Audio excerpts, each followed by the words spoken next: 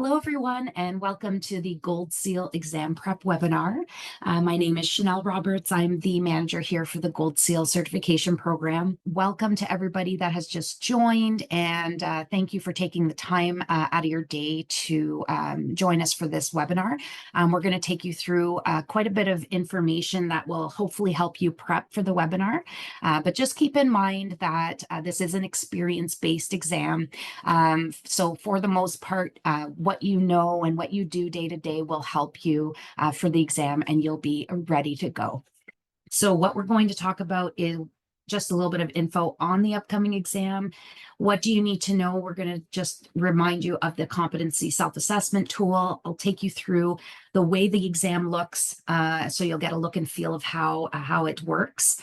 I'm going to take you through some question formats and exam durations for each exam, rules for the day. I'll give you a little bit of info of what we do after the exam. And I'll introduce you to our digital badges, and we'll also give you some tips from previous exam writers. It's a little video that I'll share with you, and they'll take you through what they did to prepare for the exam. And then we'll just go over some technical requirements.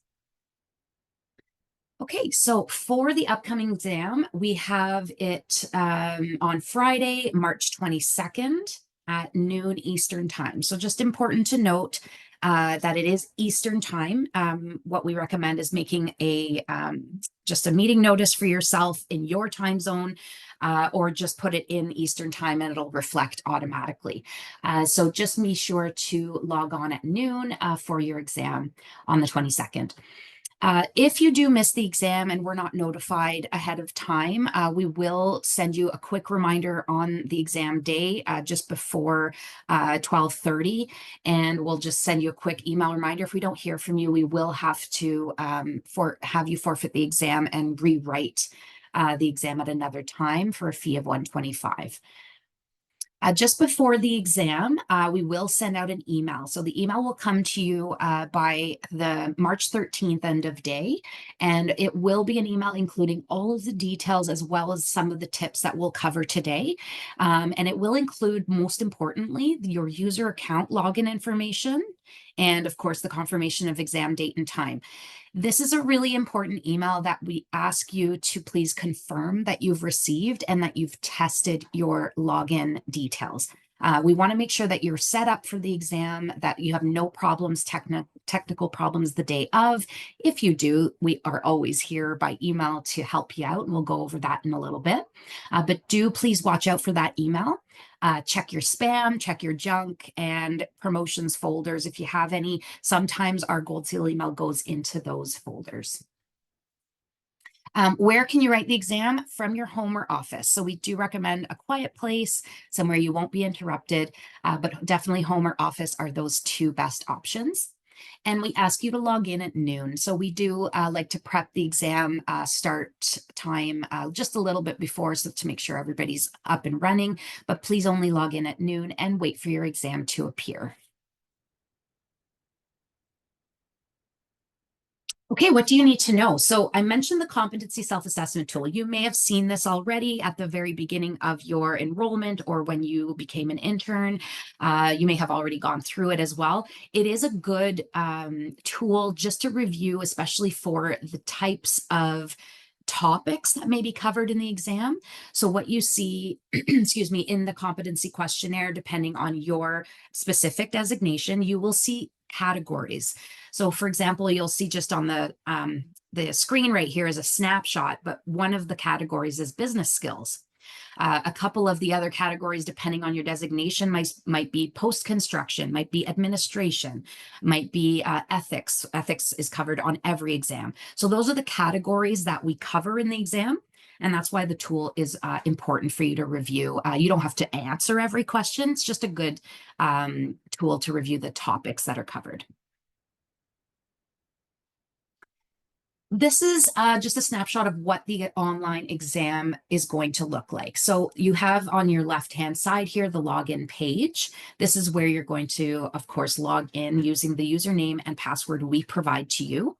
And as well, the dashboard has two views. You might see it this way where the the exam is written out. So for example, you have Gold Seal Superintendent Exam English written out on the view on your dashboard, or you may see a photo. It just depends on the view that's set up for your specific profile.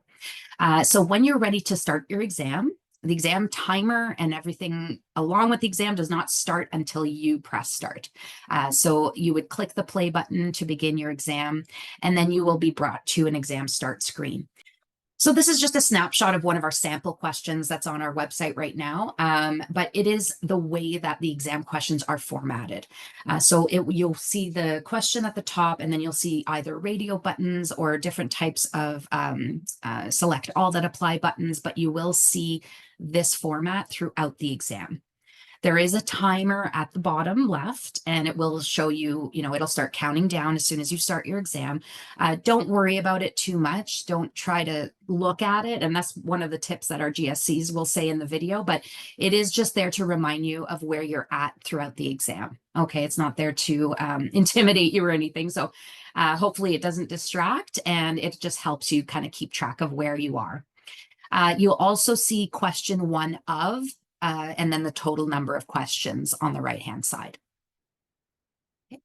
When you are done your exam, when you submit that last question, this will pop up. So this screen will pop up and you'll see completed your test on, and then it'll provide your score instantly. So it will show you your score in percentage. And it'll give you this little message here, congratulations, or if you do not pass, it'll show you your score, but it'll say, unfortunately, you have not passed this exam, and it'll give you the exact instructions of what will happen next. We also follow up with an email the following Monday. So you will receive a detailed email on next steps, depending, even if you've passed or failed the exam, we'll provide you exactly what to do next. So once you see this screen, either you can close the browser or you can go to the right-hand side, upper right-hand side, and just log out. And then you're done. So a couple of question formats. The exam is multiple choice. So as you saw in the screenshot that I showed you earlier, there's radio buttons as well, but there are multiple selections. So you'll see square options, and if you read the question carefully, it will say select all that apply, or it will say select the best 2 answers. So what we have here is just a kind of a variety, as well as question types. So you will see some questions that have scenarios.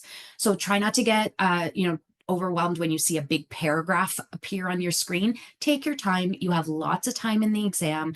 We have received quite a bit of feedback from previous exam writers that the length of time is more than enough. So try not to rush, read the paragraph carefully. It will either ask you to choose the best answer or fill in the blank. So you will be provided with multiple choice answers in those questions as well. A note that our questions are randomized, and so are the answers. So what that means is you may see select all that apply, not at the end, not at the last option. That's on purpose because it's randomized. So it's just the way the system generates the random answers. But if the select all that apply, it just means that it's all the questions that are presented there, whether it's at the top or the bottom. So just a quick note on that. You do not have the ability to revisit previously answered questions, unfortunately. So this is something that we have in place because the exam is not proctored by video or anything like that. We don't have that in place. So it's the honor system, but of course, try not to Google because you may waste your time, and you want to focus on what you know, right? So we don't have the ability to revisit, just in terms of timing as well, just to keep everybody on track. We do know, and we are aware that it is inconvenient for some. I know that you guys like to kind of come back to questions, but we just don't have that in this exam. So just take your time on each question, answer as best as to your ability, and then you can move on to the next. And the pass mark for the exam is 70%. So anything 70 and above gets you your GSC. If you get anything below 70, then that means you have the option to rewrite your exam at a later date. So each exam is a little bit different just in these categories. So estimator, foreperson, and safety practitioner have a 3-hour exam with 150 questions. Anybody that is an owner's construction manager, project manager, or superintendent have 3.5 hours and 180 questions. So this again it's more than enough time. But if you have any restrictions, or if you have you need a little bit of extra time because maybe of a learning disability or anything that prevents you from working in this time frame for your exam, please do let us know. We have accommodations depending on the situation, so you can always email us ahead of time, and we can accommodate you that way. But for the most part, everybody finishes well ahead of this time frame. Okay, so rules for the day. Please choose a place that you can write the exam uninterrupted. And we do ask that you put away personal materials, books, phones, anything like that. And we ask that you, of course, don't consult the internet or other people. You won't really have time to do that anyways. But, again, honor system. But please do not just close all your browsers except for the exam one. Please don't copy the exam questions or answers and share them, of course. And if you have technical issues, really the best thing to do is email us immediately. We are on email for the exam day. We're watching it like a hawk, so we're always there to answer right away. Try not to phone us because you may not get to us right away. So there's 2 of us watching the emails, and all you have to do is tell us what your problem is. Give us your phone number quickly, and then we can either call you back or tell you exactly what to do. Okay, after the exam, a couple things happen. So we, again, like I said earlier, we provide you the official results in an email, right the following Monday. So we provide you all of the steps that will follow as well. Results are final, so there is no contesting your exam results. And what we will provide to you in that email is your pass or fail, your overall mark and percentage, and information if you have not passed the exam for booking a rewrite, we will provide you that link. And it's $125 plus tax to rewrite the exam. And we have several other exam dates throughout the year, June, September, and November. For those that pass the exam, we will provide you information on your certificates. Now, we do again ask you to pay attention to this email because we ask you to verify your home address. So it's really, really important that you read through that email and confirm with us that everything looks good. And we will have the certificates printed by our printer and sent to the address that is confirmed. About I would say 3 to 4 weeks, but around 3 weeks, you'll get your certificate by mail. So just before we go into some tips from our exam writers, I'll show you what our new digital badges look like. So this is something that we created and launched in 2022. And it's really for recognition for your accomplishments, of course, but digitally, so that you can share them on LinkedIn. You can share them on your signature as well. You can have anybody access that link that you need to, maybe a future employer, anybody that you need to verify your gold seal certification. We have that option for you. So it allows you to share your credentials digitally, and also show your accomplishments that you're proud of. So in the bottom right-hand corner, this is just a snapshot of what it looks like on your LinkedIn licenses and certifications section. So when somebody clicks on show credential, it will bring them to the badge into another page, and it will show them exactly what your badge is about and who it was issued by, etc. It also gives you the ability to download a digital certificate if ever you need that, or if ever, if an employer needs verification, they need proof, you can always download that and send that to them directly. If somebody has 2 badges, so they have 2 certifications like this person right here, they have their GSE and their PGSE, it will show up on the same badge. Okay, so how to prepare for the exam. I will just show you this quick couple of tips and then I'll get to the video. So again, you're reviewing the competency self-assessment tool. The sample questions are there as well for everyone. They are on the website. Yes, there's only 20 sample questions per designation, but they really are a variety. And what a lot of GSCs recommend is reviewing all the sample questions, regardless of your designation. It just gives you a better idea of how they're worded, maybe different kind of challenging questions that are in there. And it also gives you an idea of how other designations are tested. So that's one recommendation. Definitely review your responsibilities. You can also discuss company policies and procedures with your coworkers if that helps. Industry guideline bulletins as well, and then review your material for key courses that you've taken in the past. So one of those key courses is your construction industry ethics course. As I mentioned earlier, there is a section on ethics, so please do take a look at your materials from that course that you've taken. And as well, if you've taken Construction 101 or any contracts courses, anything that you have at your disposal, take a look at through the notes of those courses.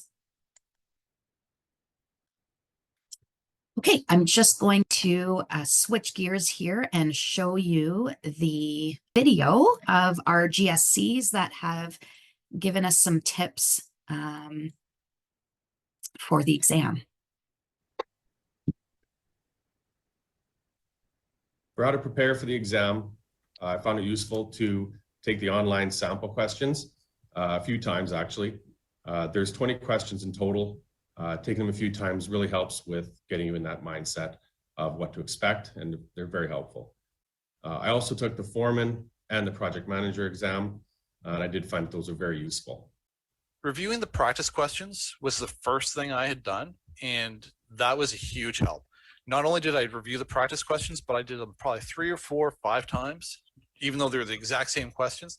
It helps just to read the questions and see how they're worded, what the answers are, and getting that familiarity. And some of those questions are the same questions that will be on the exam. It's exactly what you should expect when you go in to write the exam.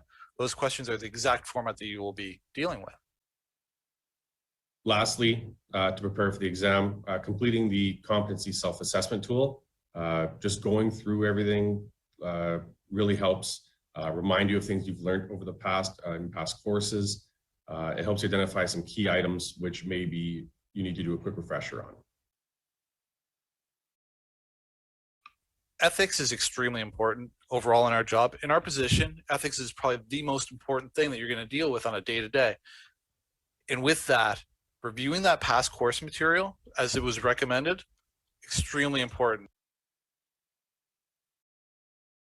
Overall, when reviewing the questions, rely on your instinct, your experience, and the best practices that you have done on the job and that you've witnessed on the job and that you know to be the best practices, and that you instinctively know to be the best response. It's usually the right response. The questions on the exam are not trying to trick you or deceive you. They're very straightforward questions, even though some of the responses may seem like they're partially correct. There should be one answer that stands out to you based on your experience and your past methods and best practices that will stand out more than not. Try and avoid clock watching too much. There were 180 questions in the superintendent exam, and you had 3.5 hours to complete it, which means you have 70 seconds per question. Once you open the exam, there is a clock in the bottom corner, which you can look at, but try not to stare at it too much. Set yourself up by breaking the exam up into 4 quarters. What I did was every 45 minutes, I would check down the clock and check it against how many questions were left. Some questions refer to you being the general contractor and some the subcontractor. So pay attention to the question and make sure you understand how you're answering it. What that video really helps you with is kind of their perspective, the GSC's writing their exam. So I'm hoping that helps you guys a lot. It will be included in this recording, but it is, like I showed you the video right now that I showed you, it is separate. So you can always refer back to it when you wish, and you can rewatch it at any time. All right, so just before we continue, we're just almost at the end here. I also wanted to share some feedback from previous exam writers that gave us their tips during a survey. So every exam has a survey. It's optional, but we do like to hear from you. We look for feedback to improve, but we also look for advice that the writers can give to individuals like yourselves who are going to write their exam. So what I did here is I just took a couple of really good pieces of advice and I lumped them into each category, each designation. So for PM, a couple of people said the following. So for sub-trades, review the CCDC, get a feel for the overall construction process from bid prep to contract procurement. Quite a few of them did say to review, any CCD contracts that you do know. Understand and review Construction Lien Act, construction law, types of CCDC contracts, and contract A and B specifically. And review insurance definitions. That was one that we saw often. For the superintendents, somebody said reach out to work associates in different but relatable fields. So those that, have PM experience, estimating roles, it will help you understand and answer the questions from that perspective as well. And again, review contract law, have knowledge of project controls as well. For the OCM, again, another CCDC course refresher suggestion and knowledge of PM principles. For anybody that's a 4-person, somebody suggested reviewing cost codes and production tracking, reviewing all safety materials, ethics, of course, and construction 101 specifically for the 4 persons. And of course, using relevant knowledge from the field. That applies to everyone. And for safety practitioners, so stick to your knowledge of the basic principles of OHS management, know the industry best practices, and not just the experiences on the job site. And finally, for estimators, a couple of people mentioned reviewing contract law, insurance, and bonding requirements, general conditions and ethics, and reviewing tendering process. And this person specifically mentioned spec divisions 00 and 01. So everyone mentioned, I didn't put them all up here, but everybody mentioned review your ethics. So I can't stress that enough. There's only 10 questions or so on the exam, so don't worry too much. So feedback in general, think about all positions and don't stress it. If you have the experience, you should have a solid knowledge base to succeed. This one person said, I would encourage them to be in a work mindset when writing. That's really important. We do also recommend that you're writing from the designation that you have applied in. So there are many of you I know that have different types of hats on, but make sure that you're in that mindset. If you're writing a PM exam, that you're writing from the PM mindset. And then the person continued by saying, the questions were relatable to their typical workday. And if you know your ins and outs, you'll be fine. Take your time, read the questions and answers in full before selecting and submitting your answer. Often you can narrow it down easily. So process of elimination is really important there. And the time provided is sufficient. This person and a couple of others have said this throughout many exams, read and reread the competency tool. It'll help you understand what you need to study for. And recently somebody said doing the practice questions for all designations a few times made a huge difference. So even if you review those questions many times, it'll be more helpful to you for answering the exam questions. So a couple of technical requirements, really just your laptop, a larger tablet, definitely not your phone. You don't want to take the exam from your phone, or computer, of course, is acceptable as it's just providing you a larger monitor. Have a mouse or touchpad for sure. A browser, we do recommend Chrome as the #1 browser.